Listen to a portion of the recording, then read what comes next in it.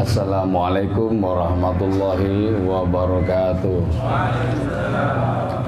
Bismillahirrahmanirrahim. Hamdan wa thana'an laka ya Allah, salatan wa salaman laka ya Habiballah wa ala alika wa ashabika ya khair khalqillah, amma ba'du.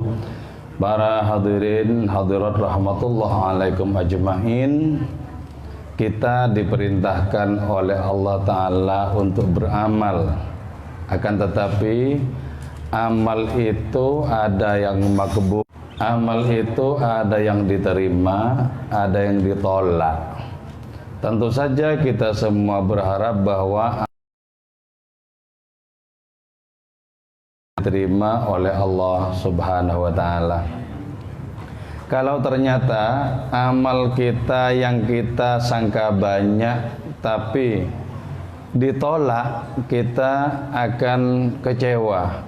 Kita mengira sudah menumpuk banyak amal, kita mengira akan mendapatkan balasan yang sempurna di hadapan Allah Ta'ala. Ternyata kita tidak mendapatkan apa yang kita harapkan. Itu yang na'udzubillah min dzalik. Bagaimana agar amal kita bisa diterima? Sebuah makalah dalam kitab Hikam menyatakan, la amala yurja lil qulub.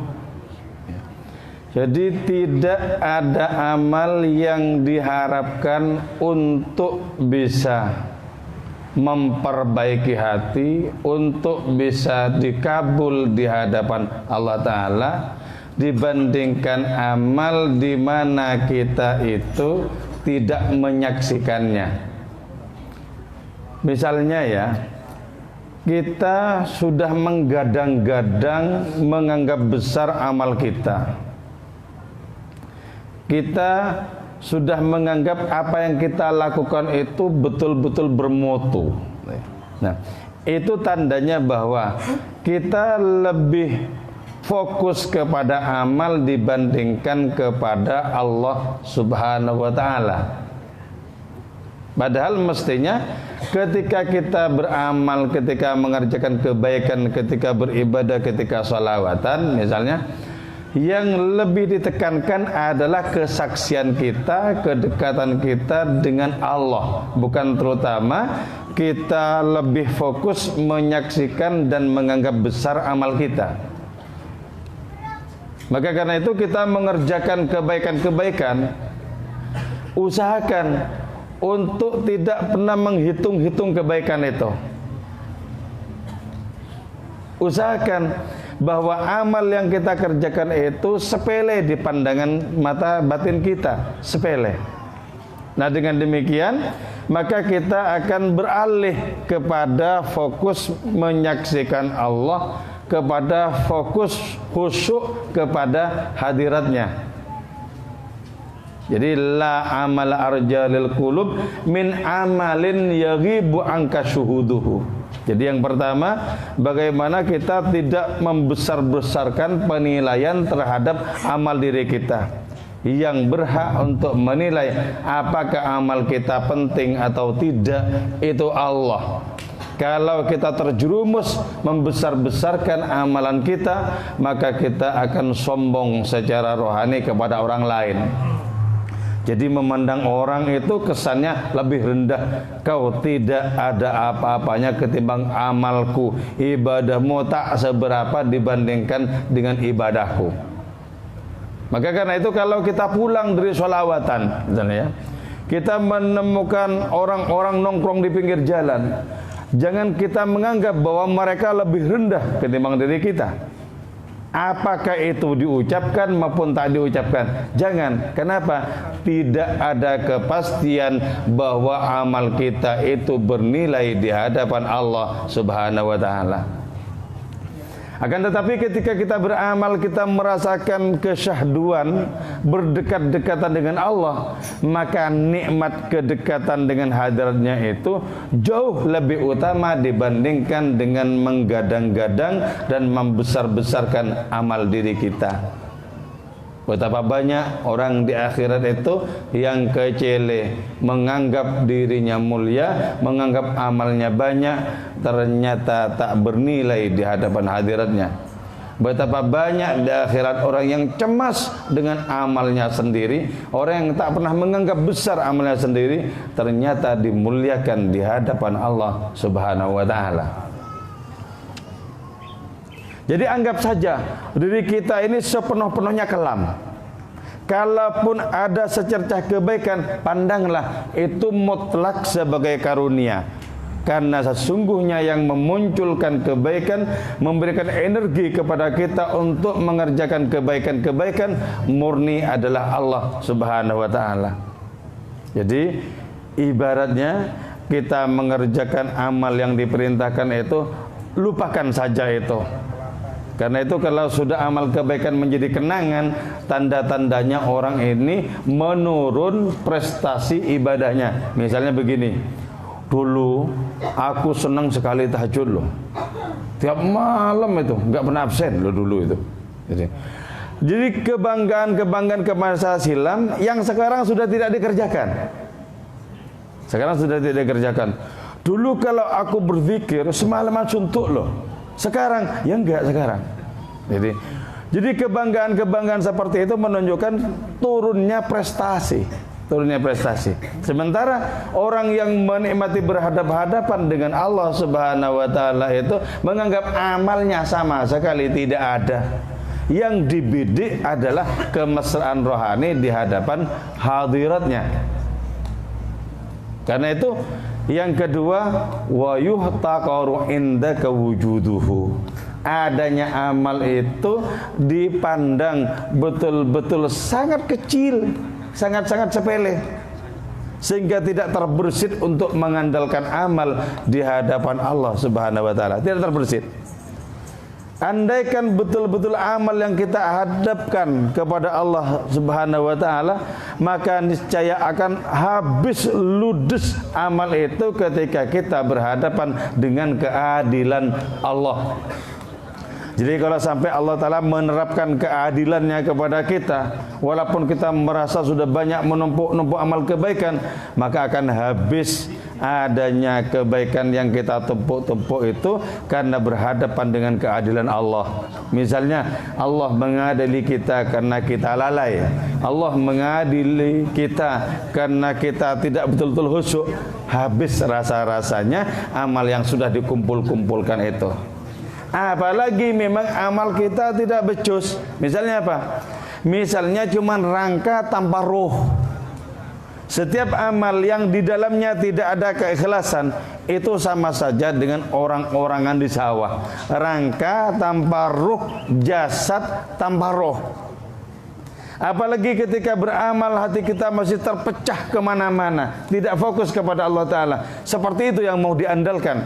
Sama sekali tidak. Jadi kita tidak bertaruh kepada jumlah kuantitas, kita bertaruh bagaimana dalam beramal itu kita merasakan berjumbu rayu rohani dengan Allah Subhanahu wa taala. Maka karena itu adanya tingkatan-tingkatan amal ini perlu kita perhatikan. Yang pertama ya, amalul jawarih atau amal anggota tubuh. Secara amal jawarih kita ini sama-sama datang setiap malam Selasa di joglonya Habib Usman. Jadi datangnya sama-sama datang, sama-sama memerlukan tenaga, sama-sama memerlukan kesungguhan untuk sampai ke sini, sama. Jadi amal jawarihnya sama. Tapi yang menentukan nilai bukan terutama amal jawarih. Karena itu kita bersama-sama salawatan di sini yang dibaca samakah nilainya? Dipastikan tidak sama. Sebab apa? Yang menentukan nilai itu bukan terutama amal jawarih, bukan terutama amal anggota tubuh, tapi amal yang di atasnya, yaitu amalul qalbi, amalnya hati. Amalnya hati itu adalah ketika kita sholawatan, hati kita tidak lalai, tidak kosong. ketika kita sholawatan betul-betul merasakan mempersembahkan sholawat paling takzim, salam paling takzim kepada Nabi junjungan. Kita mempersembahkan sepenuh-penuhnya. Karena itu kita tidak berani hati kita menoleh keluyuran kemana-mana, itu tidak berani. Coba ya, siapa berani di hadapan Nabi itu untuk pandangannya menoleh kemana-mana? Tidak ada yang berani ya. Atau bahkan ya, siapa berani di hadapan Nabi itu untuk memandang sepenuh-penuhnya wajah beliau? Tidak ada. Jadi para sahabat dulu ketika memandang Nabi itu menunduk, tidak punya kekuatan untuk memandang cahaya rohani di wajah beliau. Karena itu hadis-hadis yang berkaitan dengan ketampanan Nabi itu diriwayatkan oleh anak-anak. Kenapa? Karena anak-anak tidak ada sungkannya, masih polos ya. Mandang-mandang begitu saja. Tapi orang-orang dewasa, orang-orang tua tidak ada yang berani menatap cahaya Nabi secara langsung, itu tidak ada yang berani. Jadi yang menentukan nilai itu apa? Amalul qalbi kita. Amalul qalbi kita. Bagaimana kita merasakan kedekatan ketika sholawatan itu berdekatan dengan Nabi, ketika kita ibadah-ibadah yang lain merasakan kedekatan kita dengan Allah. Amalul qalbi al-hudur. Amalnya hati itu adalah hadir berhadap-hadapan dengan Allah Ta'ala. Nah kalau itu kita rasakan berarti betul kita merasakan mengamalkan sebuah ayat, wa nahnu aqrabu ilaihi min hablil warid, atau wa huwa ma'akum aina ma kuntum. Kalau kita bisa memakai amalul qalbi ini, menerapkan amalul qalbi ini, maka di mana-mana kita merasakan kedekatan dengan Allah. Tapi coba kita teliti ya, betapa seringnya hati ini digebuk oleh keterasingan, sehingga ketika ditanya merasakan Allah tidak. Allah di mana? Gaib. Jadi ketika Allah gaib, masih posisinya sebagai Dia, dalam tanda kutip sebagai orang ketiga tunggal, itu menunjukkan hati belum berfungsi sebagaimana semestinya, belum merasakan amalul qalbi, karena Allah Ta'ala masih diyakini berada di antah berantah di balik langit ketujuh, padahal Allah lah yang terdekat. Jadi kalau belum merasakan Allah itulah yang terdekat, berarti amalul qalbi belum menjadi kenyataan. Amalul qalbi belum menjadi kenyataan. Nah, ketika ibadah termasuk ketika sholawatan, betapa banyak di antara kita yang sibuk dengan dirinya sendiri. Jadi bukan sibuk dengan Nabi yang dihadapi, di mana kita mempersembahkan salawat dan salam, bukan. Sibuk dengan diri sendiri, ngurusi ini itu, noleh ke sana kemari. Itu sibuk dengan diri sendiri. Selama orang masih sibuk dengan dirinya sendiri ketika ibadah dibandingkan fokus kepada Allah, kepada nabinya, itu berarti amalul qalbinya belum berfungsi. Bagaimana kalau seperti itu bisa merasakan bahwa Allah lah yang terdekat, bahwa Nabi lah yang terdekat? Tidak bisa. Tidak bisa. Jadi ketika orang masih sibuk dengan dirinya sendiri, pertanda orang itu terhijab jauh dari Allah Subhanahu wa Ta'ala. Apa ada? Ada. Orang salat sibuk dengan dirinya sendiri itu banyak kok. Ketika sholat, apa merasa berhadapan-hadapan? Tidak, tapi merasakan dan mengingat berbagai macam kegiatan-kegiatan, jadwal-jadwal, pekerjaan-pekerjaan itu loh. Itu sholat tapi sibuk dengan dirinya sendiri. Nah, orang yang seperti itu, yang sesungguhnya diomeli malaikat. Kenapa? Ketika menyebut Allahu Akbar, malaikat bilang, bohong kamu, Allah tidak akbar, kamu ngurusi dirinya sendiri kok. Hatimu tidak berisi akbarnya Allah, kamu ngurusi dirimu sendiri, bohong. Ya. Nah, ini kita usahakan moga-moga sholawatan kita tidak bohong gitu loh. Artinya apa? Ketika mempersembahkan sholawat salam takzim kepada Nabi, betul-betul merasa berhadapan-hadapan. Ketika tidak, ya, untungnya sholawat itu untungnya pasti diterima. Ini loh kelebihannya sholawat dibandingkan ibadah-ibadah yang lain. Jadi kita sholawat sampai noleh kemana-mana diterima, tapi ya nilainya tidak seberapa, kemana-mana kok. Beda dengan orang yang langsung berhadapan-hadapan dengan Nabi, yattasilu bihi ruhul musalli alaihi bih, di mana rohnya yang bersolawat ini bersambung dengan Nabi. Berbeda. Sama-sama dapat pahala, tapi besar kecilnya pahala berbeda jauh. Jadi kita berusaha untuk mendapatkan nilai yang agung, nilai yang besar ketika kita beribadah atau ketika kita sholawatan. Diusahakan begitu. Kalau tidak, nanti hanya kelihatannya itu banyak, kelihatannya jumlahnya itu banyak, tapi ternyata kopong, melompong, kosong, tak berisi apa-apa, kecuali hanyalah remah-remah kecil yang tak bisa dibanggakan. Jadi amalul qalbi itu ya, belum tentu kita merasakan di dalam sehari, belum tentu merasakan amalul qalbi ini berhadapan-hadapan dengan Allah. Betapa banyak orang mengamalkan wirid, hizib dan lain semacamnya. Itu yang dipandang apa? Apa yang menjadi kemauannya, hasratnya itu loh. Aku membaca amalan begini pengen ini, membaca ini pengen itu. Jadi yang gamblang bukan perkara merasakan Allah, tapi apa-apa yang diincar oleh amalan-amalan itu. Sama saja itu merasakan jauh dari Allah sebenarnya, terhijab dari Allah Ta'ala itu begitu. Jadi karena itu kenali dan rasakan Allah lah yang terdekat dengan diri kita. Ini mudah dipahami, tapi sama sekali tidak mudah untuk dialami. Tidak mudah untuk dialami bahwa kita senantiasa merasa berduaan dengan Allah Subhanahu wa taala, itu tidak mudah. Tidak mudah, butuh riyadhah, butuh latihan-latihan rohani, butuh keseriusan madhep kepada Allah Subhanahu wa taala, butuh menjadikan suluk itu sebagai perbuatan yang betul-betul urgen dan utama, bukan kerja sampingan. Terus di atasnya lagi ya, ini yang dimiliki oleh para nabi, para wali ya. Amalur ruh itu musyahadah. Kalau orang tingkatan amalnya itu amal ruh, orang itu menyaksikan Allah Subhanahu wa taala terus menerus. Coba ya, Syabul Hasan Syadzili, pendiri Thariqah Syadziliyah itu bilang begini, sudah 50 tahun aku terus-terusan menyaksikan Kanjeng Nabi, menyaksikan Allah. Andaikan 1 detik saja tidak menyaksikan Nabi, tidak menyaksikan Allah Ta'ala, aku hitung diriku tidak termasuk orang-orang Islam. Wah, hebat, 50 tahun tanpa jeda terus-terus merasakan Allah dan menyaksikan Nabi loh.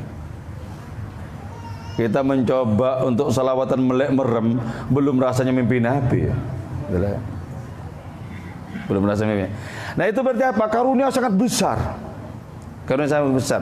Sampai Allah Subhanahu wa taala memanggil Abul Hasan itu dengan Syadzili. Pernah ya? Satu waktu Imam Syadzili ini berkomunikasi, berdialog dengan Allah Subhanahu wa taala.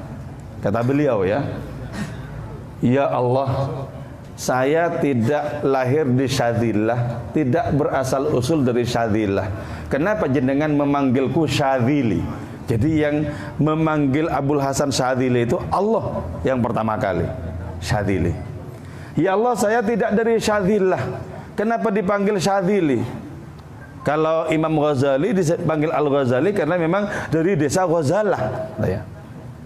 Kalau Zinun Al-Misri disebut Al-Misri karena memang dari Mesir. Tapi kalau Syadzili itu tidak dari Syadzillah. Kenapa ya Allah kau panggil aku Syadzili? Allah menjawab dengan ilhamnya itu ya. Engkau memang tidak lahir dan tidak berasal dari Syadzillah. Aku memanggilmu Syadzili, maksudku adalah anta syadzun li. Engkau istimewa bagiku Abul Hasan.